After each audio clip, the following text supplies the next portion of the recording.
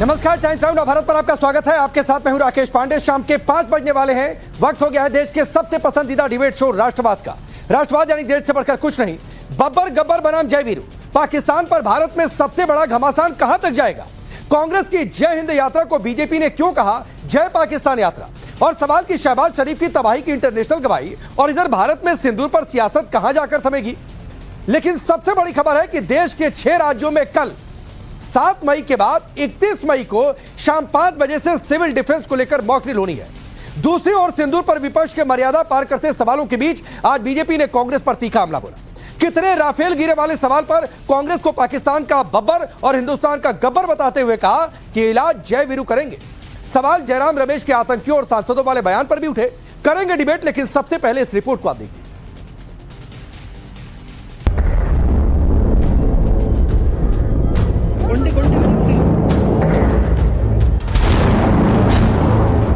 की धरती पर मैंने कहा था उन्हें कल्पना से भी बड़ी सजा होगी।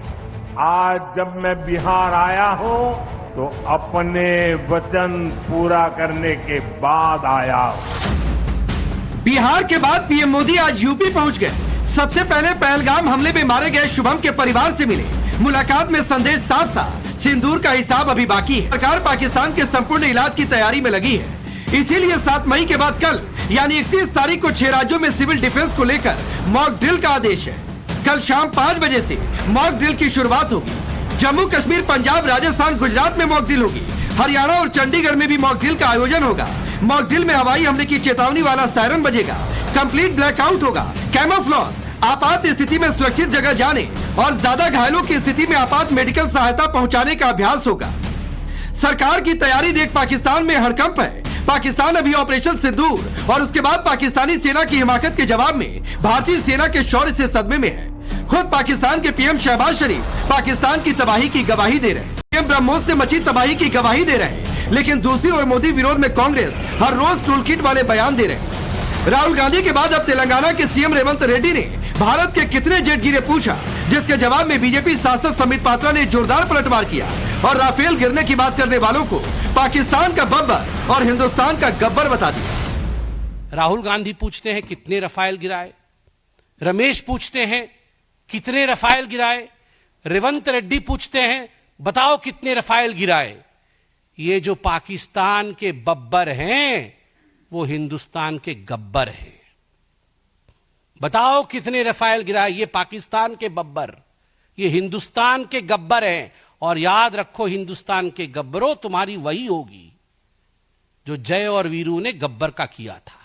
भारत का जय और भारत का वीरता, भारत की वीरता और भारत के जय के कारण गब्बर का पराजय निश्चिंत है। दरअसल कांग्रेस सेना के शौर्य और पराक्रम का सम्मान करने के लिए देश में जय हिंद यात्रा निकाल रही। इसी जय हिंद यात्रा रैली में रेवंत रेड्डी ने मोदी सरकार पर निशाना साधते हुए पूछा कि पाकिस्तान ने कितने राफेल मार गिराए।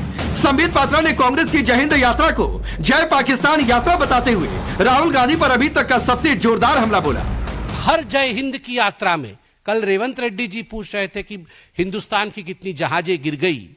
परसों रमेश जी पूछ रहे थे ये जो जय हिंद की यात्रा आपने निकाला है, ये जय पाकिस्तान की यात्रा ज्यादा लग रही है, जय हिंद की यात्रा कम लग रही है। इससे अच्छा होगा आप यात्रा बंद करिए और पाकिस्तान के साथ सलाह मशवरा करके कंबाइंड प्रेस कॉन्फ्रेंस करिए। यही आपकी आज वास्तविकता है। अरे राहुल गांधी, आप हमसे क्या रिपोर्ट कार्ड मांग रहे हैं, हमसे क्या सबूत मांग रहे हैं? आपके यार, आपके दिलदार, आपको चाहने वाले और आप उनको चाहने वाले, आपके शहबाज शरीफ खुद आपसे बोल रहे हैं। ये शहबाज शरीफ और राहुल गांधी फोन पे बात नहीं करते क्या? करते तो होंगे ही। तो शहबाज जी से राहुल जी को बता दीजिए फोन करके कि यह आपका ही बयान है। संबित पात्रा तो कांग्रेस को पाकिस्तान के साथ ज्वाइंट प्रेस कॉन्फ्रेंस करने वाला तंज तक कस रहे। संबित यही नहीं रुके, जयराम रमेश पर आतंकियों और सांसदों की तुलना करने का आरोप भी लगा दिया। ये जो पहलगाम के आतंकवादी हैं, उन्होंने 4 आतंकी हमले कराए हैं 18 महीने में। आज वहां यहां वहां घूम रहे हैं, हमारे सांसद भी यहां वहां घूम रहे हैं और आतंकवादी भी यहां वहां घूम रहे हैं। तो यही तो गंभीरता से हम ये सवाल पूछ रहे हैं, इन सवालों का जवाब नहीं देते हैं। ये जयराम रमेश जो कि दाहिने हाथ है गांधी परिवार के, उनका बयान आता है और उनके बयान में कहा जाता है कि यहां आतंकवादी घूम रहे हैं और वहां जो है सांसद घूम रहे हैं। एक ही सांस में आपने आतंकवादियों को सांसदों के साथ समान कर दिया। अरे आप ये तो सोचिए कि जो सांसद घूम रहे हैं, जो सांसद बाहर डेलीगेशन में गए हैं, वो घूमने नहीं गए, वो भारत के पक्ष को मजबूती से विश्व के दरबार में रखने गए और उसमें आपके भी सांसद हैं। देश की सियासत में सिर्फ पाकिस्तान परस्ती पर बीजेपी कांग्रेस में आर पार नहीं चल रहा। टीएमसी और कांग्रेस सिंदूर को लेकर पीएम मोदी बीजेपी पर हमलावर है, तो इसका जवाब भी बीजेपी की ओर से आया। एक ब्याहता हूं तो एक बात तो अच्छी तरह से जानती हूं कि औरत अपनी मांग में सिर्फ अपने पति के नाम का सिंदूर भरती है, क्योंकि वो सुहाग की निशानी होता है, सौभाग्य की निशानी है। किसी भी ऐरे गहरे नत्थु खेरे का दिया हुआ सिंदूर थोड़ी मांग में भर लेंगी हिंदुस्तान की ब्याहताएं। Every women they have a respect. They take sindoor from their husband. But PM Modi is saying just like you are not the husband of everybody. Why you are not giving sindoor to your Mrs. first?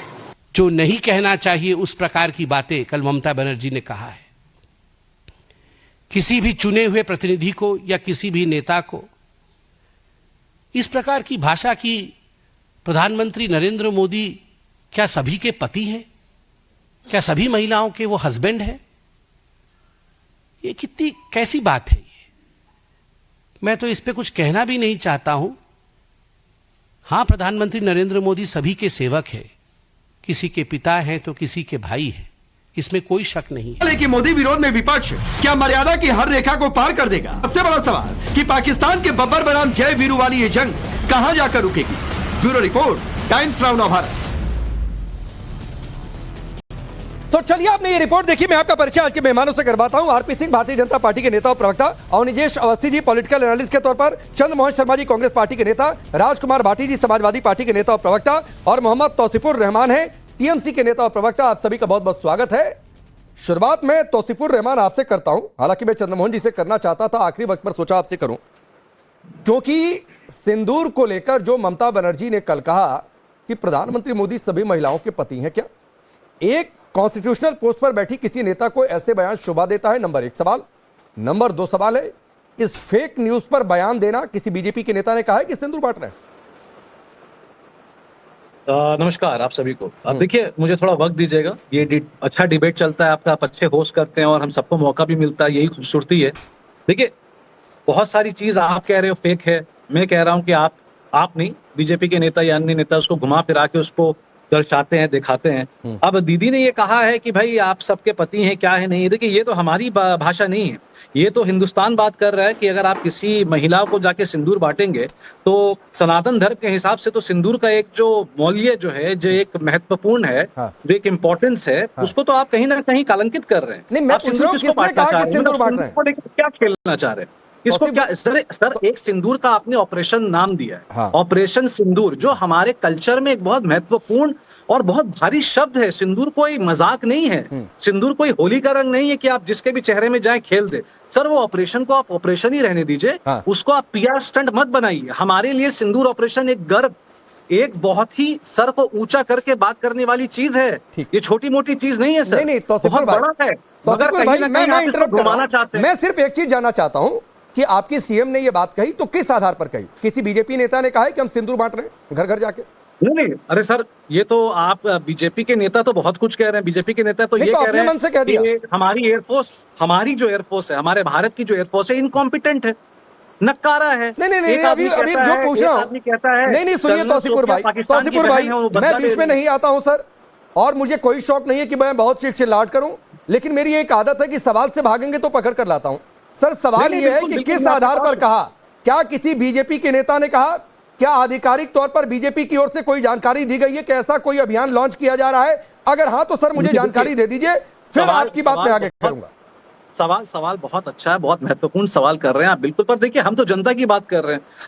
हमारे जो लोग हैं बंगाल में, वो हमसे सवाल कर रहे हैं क्या कि अरे भाई आप लोग क्या बात कर रहे हैं? प्रधानमंत्री बंगाल आके कहते हैं सिंदूर होगा, हम सबको सिंदूर दे देंगे। तो ये कहीं ना कहीं इनडायरेक्टली आप ये खुद नहीं, बोल रहे हैं। कहाँ प्रधानमंत्री ने कहा कि सबको सिंदूर दे देंगे? सुनवा दीजिए। नहीं, आप तो कहीं ना भाई कहीं सुनवा indirectly दीजिए, मैं आपको दर्शा समय रहे दे हैं। दूंगा सर। आप दर्शा रहे हैं, आप सिंदूर को लेके खेलना चाह रहे हैं। नहीं नहीं, ये तो कोई खेल ये नहीं है, आपका सर। परसेप्शन है ना सर, ये आपने नहीं, अपने नहीं, मन में बिल्कुल, कहानी हमें एक तो- इमेजिन कर ली। हमें तो अपने लोगों की परसेप्शन को समझना है सर। आप बात समझिए हमारे को।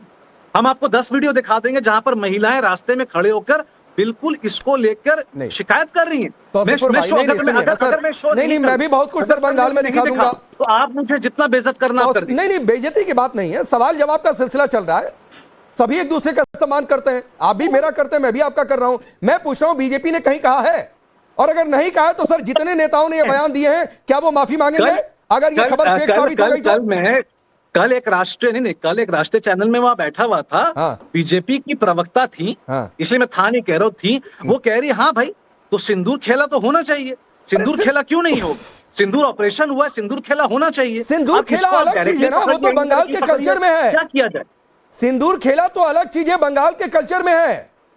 तो सिफर सिंदूर भाई, खेला कौन खेलता है सर? सिंदूर खेला हमारे धर्म का एक पार्ट है। ठीक है। मैं मुसलमान हूं मगर मैं अच्छे से जानता हूं ठीक। सिंदूर का महत्व क्या है। ठीक है। इसको लेकर अगर आप टिप्पणीबाजी करिएगा, हाँ। आप इसको लेकर अगर वोट बैंक के हिसाब से देखिएगा, हाँ। हम इसको नहीं छोड़ेंगे। सर क्या बात कर रहे हैं आप? अच्छा। क्या बात कर अच्छा, रहे हैं ठीक है सर? सर। ये मैं यही बीजेपी बात वालों को चंद्रमोहन शर्म जी नहीं से आ रही है। पूछता हूं। ये कह यही रहे हैं बात कि सिंदूर चंद्रमोहन को जी से लेकर पूछता हूं, TMC फिर एक चल रही साथ है। आरपी सिंह जवाब कौन देंगे और खेल हम रहा है जीएसटी भी TMC? हैं। क्या चंद्रमोहन जी चले गए क्या नाम लेते ही? कनेक्ट करिए उन्हें, कनेक्ट करिए उन्हें। मैं भारती जी आपसे भी ये पूछता हूं कि ये सिंदूर को लेकर इस तरीके की बातें ममता बनर्जी ने जो कहा, कांग्रेस के प्रवक्ताओं ने जो कहा, बावजूद इसके कि इस तरीके का कोई अभियान मुझे जानकारी नहीं है। और मैं तो अभी एक ट्वीट भी देख रहा हूं और उसमें ये कहा गया है कि ये तो फेक न्यूज है।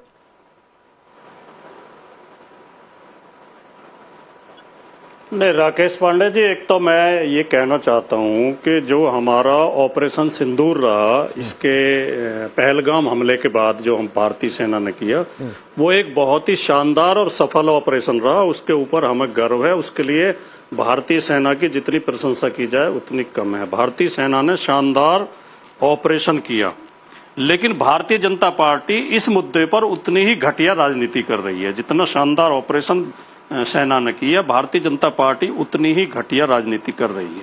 भारतीय जनता पार्टी जितनी बयानबाजी इस मुद्दे पर करेगी, जितना ज्यादा प्रचार करने की कोशिश करेगी, जितना ज्यादा इसका राजनीतिक लाभ उठाने की कोशिश करेगी, उतने बयान आएंगे। ये स्वाभाविक है, क्योंकि विरोधी पार्टियां बीजेपी के विरोध में बोलेंगी और उसमें कई बार हल्के बयान आएंगे, कई बार। अब देश के प्रधानमंत्री का ये कह देना कि मेरी रगों में गरम सिंदूर बह रहा है, ये अपने आप में हास्यास्पद नहीं है सर। वो आपको ये लगेगा, एकदम एक वो भाटी जी आपको लग सकता है क्योंकि शायद आप भावनाओं को दरकिनार कर दे रहे हैं।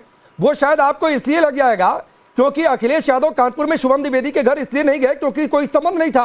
पहले योगी गया, आज प्रधानमंत्री मोदी ने भी मुलाकात कर ली। क्या अखिलेश यादव को यह मुलाकात नहीं करनी चाहिए थी? राकेश पांडे जी, बीजेपी के और प्रधानमंत्री के खिलाफ जरा सा बोलते ही एंकर इतने गुस्से में आ जाते हैं। नहीं और फिर भी वो आप भावना नहीं समझ पा रहे। मैं गुस्से में नहीं आता हूं, लगते हैं। मैं गुस्से में नहीं आता हूं। मैं इसी मोड में सवाल पूछता हूं भाटी जी। राकेश पांडे वो कांग्रेस को मजाक लग जाएगा तो सिफुर भाई को कुछ और लग जाएगा, आपको गुस्सा लग जाता है। तो गुस्सा ऐसा नहीं हो सर, बोलिए। पांडे जी कृपया प्रधानमंत्री द्वारा यह कहना कि मेरी रगों में गरम सिंदूर दौड़ रहा, इसका शुभम द्विवेदी के घर जाने से क्या संबंध है? इन दोनों बातों का क्या आपस में कॉन्ट्रैक्ट है? और इसका जवाब अगर बीजेपी के प्रवक्ता देते तो चलो उनसे उम्मीद की जा सकती थी कि वो थोड़ा बहुत आरोपित करें। एंकर दे रहा इसका जवाब। नहीं, मैं जवाब नहीं दे रहा हूं, सवाल पूछ रहा हूं। भारती जी, मैं सवाल पूछ रहा हूं। आपकी पार्टी के नेता को शुभम द्विवेदी के घर जाने के लिए संबंधों की जरूरत है, मानवता का संबंध नहीं है। जिस राज्य के मुखिया बनना चाहते हैं 27 की रेस में, उस राज्य का एक नागरिक है, ये संबंध पर्याप्त नहीं होता है। ये सवाल पूछ देता हूं तो सर आप हंसने लगते हैं, गुस्सा हो जाते हैं मेरे ऊपर, आरोप लगाने लगते हैं, ब्लेम गेम खेलने लगते हैं सर। नहीं, मैं तो बिल्कुल आराम से जवाब दे रहा हूं। मैं भी आराम से कर रहा हूं सर, यही मेरा आराम का मूड है। पूछना चाह रहा हूं इस बात का, इससे नहीं सुनिए, देख इस बात का उस बात से क्या संबंध है? आपको क्यों ये बात अचानक याद आई? क्योंकि आपको बीजेपी का बचाव करना है? नहीं, मुझे कोई बचाव नहीं करना है। आपको जवाब देने में मुश्किल हो रही है भाटी जी, इसलिए ये आपको बीजेपी का बचाव लग रहा है। मेरी बात सुनिए, अरे सुन तो लीजिए सर, बोलना आप अगर बीच में बोलते रहेंगे तो मुश्किल सबको होगी, मुझे थोड़ा समय दीजिए। बोलिए, बोलिए। मैं जवाब दे रहा हूं बहुत जिम्मेदारी के साथ। जो अभी ये जो घर घर सिंदूर बांटने की बात है, आपने कहा, मैं पहली बार सुन रहा हूं कि इसकी कोई ऑफिशियल घोषणा बीजेपी ने नहीं की है। नहीं किया। वैसा ये खबर टोटल मीडिया पर है, सारे न्यूज पोर्टल उठा कर देख लें आप, जो न्यूज चैनल्स के पोर्टल हैं उन्हें देख लें, सोशल मीडिया देख लें, सब जगह खबर है और बीजेपी की तरफ से कोई खंडन इसका आया नहीं। आ गया है सर। अब मैं अपनी आखिरी बात आया कह है रहा हूं, भाटी जी, जिम्मेदारी के साथ थोड़ा सा अपडेट रहा करिए सर। आया है इस साल। मेरी बात सुन, बोलने तो दें, कृपया बोलने तो दें। इस साल का सबसे घटिया और सबसे निम्न स्तर का बयान ये बयान है कि मेरी रगों में गर्म सिंदूर दौड़ रहा है।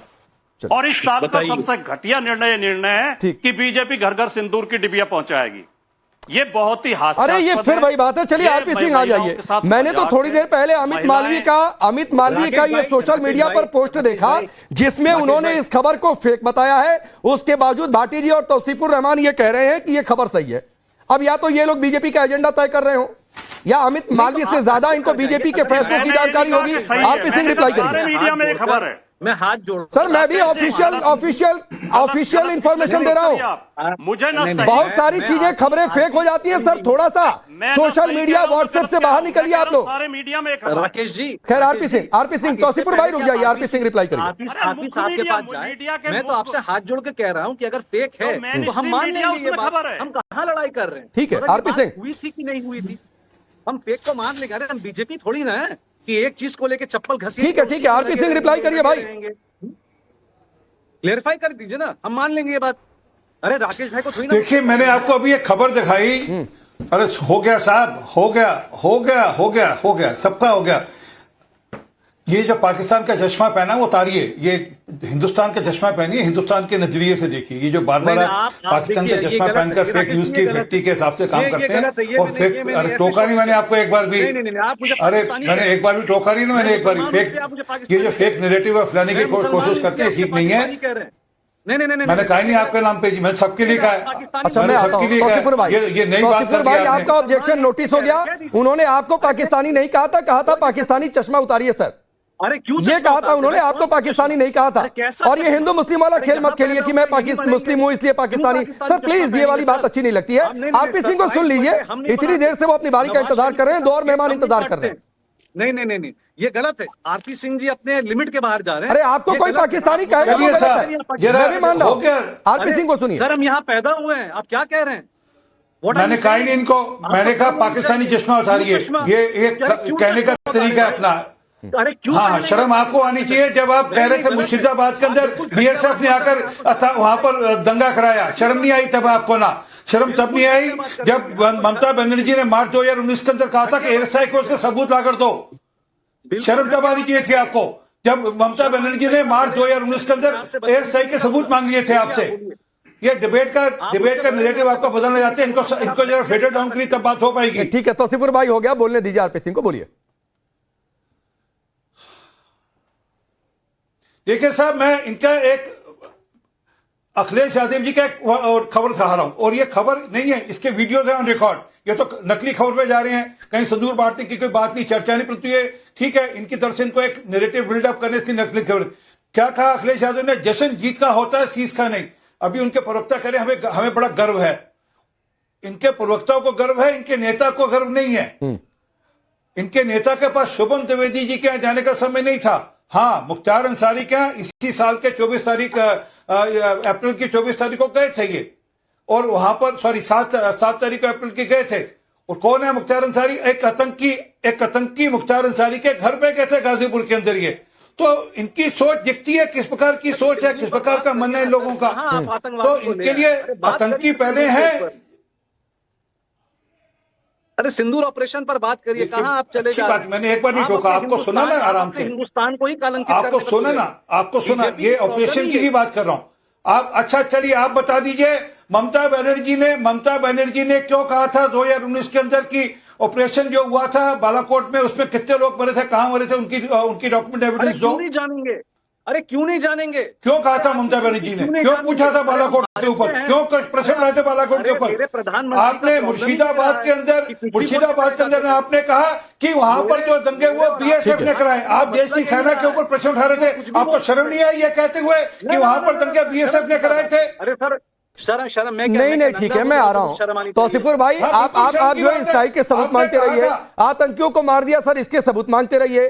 फेक न्यूज पर आपकी मुख्यमंत्री आकर जो है वो एक बयान दे दे और उसकी कोई क्रॉस वेरिफिकेशन नहीं, मतलब कोई पार्टी का नेता प्रवक्ता बोल देता तो फिर भी बात समझ में आती। अब बीजेपी खुद कह रही है कि ये फेक न्यूज है भाई, और इस पर आप लोग आकर बोल दें। अपडेटेड राकेश भाई, पब्लिक को अपडेट होना चाहिए। राकेश भाई, मैं आपसे हाथ जोड़कर बोल रहा हूं, अगर मेरे से गलती होगी माफ कर दीजिए मुझे, मगर पब्लिक को अपडेट तो करिए।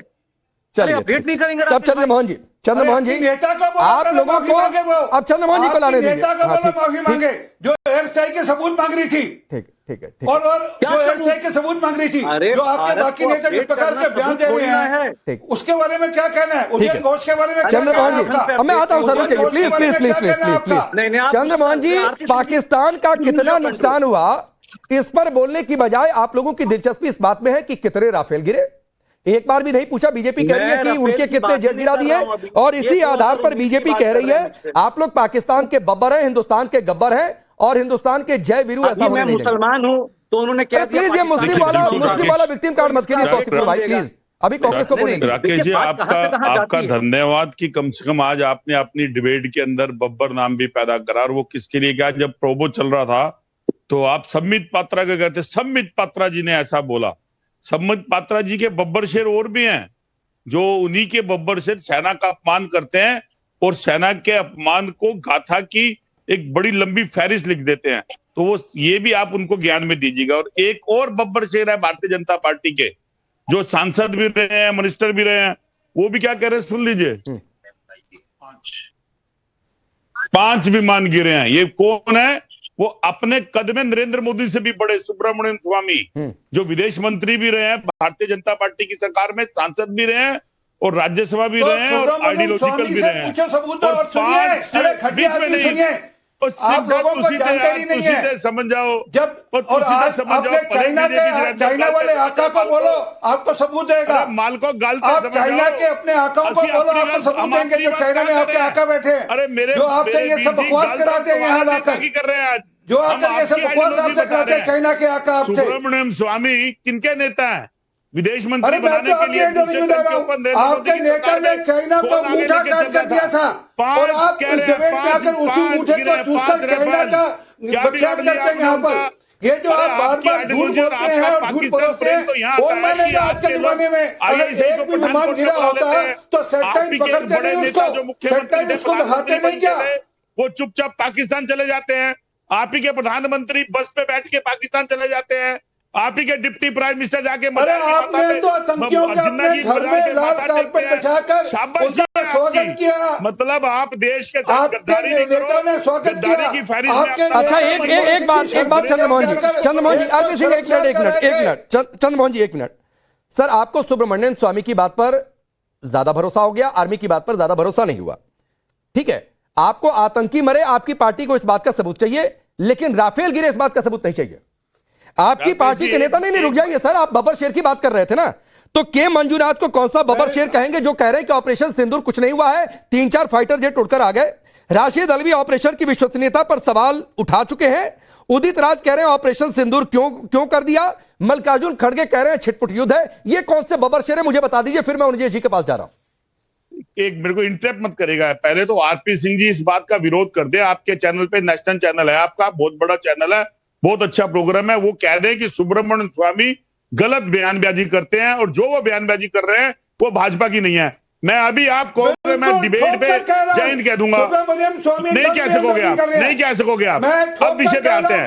अरे आपकी आइडियोलॉजी आरपी सिंह जी जब मैदान में जाते हैं बदल जाती है। आपका जो पाकिस्तान के, अरे चंद्रमोहन जी आरपी सिंह ने कह दिया कि सुब्रमण्यम स्वामी गलत बोल रहे हैं। करते हैं। अब यशवंत सिन्हा अरे चंद्रमोहन जी, अभी यशवंत सिन्हा, अरे चंद्रमोहन जी, यशवंत सिन्हा जी ने क्या कहा? चंद्रमोहन जी, अरे सुनिए, यशवंत सिंह सुनिए भाई, वो किस पार्टी में है और कहां उनकी लॉयल्टी है, वो बात की बात है। विदेश मंत्री हैं वो भी, अरे सुनिए ना सर, सरकार में। अरे तो आपकी पार्टी के भी मंत्री है शशि थरूर, सुनिए जाकर क्या कह रहे हैं, सलमान खुर्शीद क्या कह रहे हैं, मनीष तिवारी क्या कह रहे हैं, जाकर सुन लीजिए। सिंह जी, मैं अवनिजेश जी को लाता हूं, नहीं अवनिजेश जी, आरपी सिंह को इन्होंने चैलेंज दिया, आरपी सिंह ने ताल ठोक कर कह दिया कि सुब्रमण्यम स्वामी गलत बोल रहे हैं, अब इससे भागने लगे। बब्बर शेर की बात आई, मल्लिकार्जुन खड़गे, के मंजुनाथ, राशिद अल्वी कौन से बब्बर शेर हैं, इस पर ये नहीं बोल पा रहे हैं। राकेश जी, अंत में आया हूं डिबेट में, उम्मीद रखूंगा बीच में कोई नहीं बोलेगा, पहली बात। दूसरी बात, जो भी यहां पर सवाल उठे उनका जवाब देने की कोशिश करूंगा। पहली बात तो चंद्रमोहन जी से मैं वाकई कहता हूं कि मैं सुब्रमण्यम स्वामी की बात पर, राफेल पर विश्वास करता तो नेशनल हेराल्ड पर भी विश्वास कर लीजिए।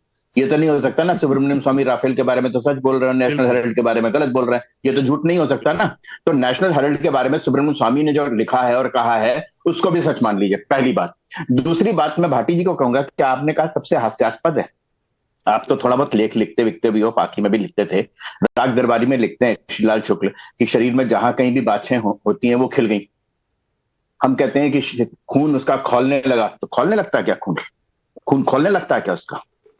मतलब आप लोग इस तरीके से इस घटियापन पर उतरते हैं कि जिसका मतलब वाकई शर्म आती है, पहली बात। और मैं यहां बैठे हुए किसी लोगों के लिए कह भी नहीं रहा हूं, मैं यहां पर उठाया गया कि हम क्यों नहीं पूछेंगे कितने मारे, डीजीएमओ ने जवाब दिया हमारा काम मारना है, लाशें गिरना नहीं है, लाशें गिनना नहीं है हमारा काम। सैनिक जब मार के आता है ना तो ये नहीं देखता 3 मार दिए 2 और मार दें, कितने मारे अभी इतने और मार दें। मतलब हैरत होती है कि इमरान मसूद ने कहा कि, एक ने तो कहा कि 100 कैसे कह रहे हैं, 99 भी नहीं है, 101 भी नहीं है। एक ने कहा कि आपने बताया कि 3-4 उड़ा दिए और उसको ऑपरेशन सिंदूर कह दिया।